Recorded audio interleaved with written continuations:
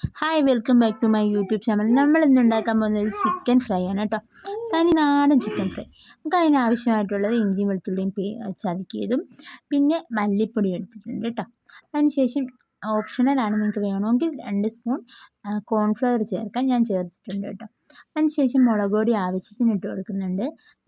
അത് കഴിഞ്ഞ് മഞ്ഞൾപ്പൊടി, പിന്നെ ആവശ്യത്തിന് ഉപ്പ്, പിന്നെ ഒരു കോഴിമുട്ട ഒഴിച്ചിട്ടുണ്ട് കേട്ടോ.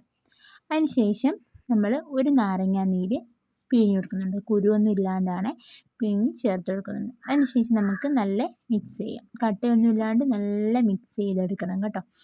അപ്പോൾ നമുക്ക് നല്ല മിക്സ് ചെയ്തതിന് ശേഷം നമ്മുടെ ആവശ്യമായിട്ട് കഴുകി വൃത്തിയാക്കി വെച്ചിരുന്ന ചിക്കൻ ഇല്ല, ആ ചിക്കൻ നമുക്ക് ഓരോന്നിട്ട് പാക്കിയിട്ട് കൊടുത്ത് മസാല പിടിപ്പിക്കാം.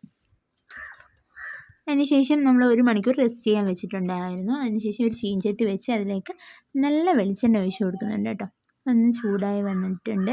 അതിനകത്തിട്ട് ചിക്കൻ ഓരോന്നായിട്ട് പറക്കിയിട്ട് കൊടുത്തിട്ട് നമുക്ക് പൊരിച്ചെടുക്കാം. അപ്പം ചെറിയ ചെറിയ കഷ്ണങ്ങളാക്കിയാണ് ഞാൻ ഇട്ട് കൊടുത്തിരിക്കുന്നത്.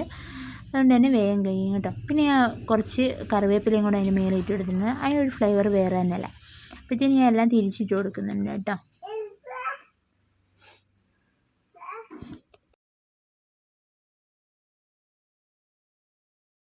അപ്പോൾ 2 സൈഡും മൊരിഞ്ഞിട്ടുണ്ട്. നമുക്ക് പാത്രത്തിലോട്ട് മാറ്റിയെടുക്കാം കേട്ടോ. ഓരോന്നായിട്ട് കറിവേപ്പിലയൊക്കെ ഇടുമ്പം വേറൊരു സ്മെല്ലാണ് കേട്ടോ, ഒരു പ്രത്യേക സ്മെല്ല്. എനിക്ക് ഭയങ്കര ഇഷ്ടമാണ് ഈ സ്മെല്ല്.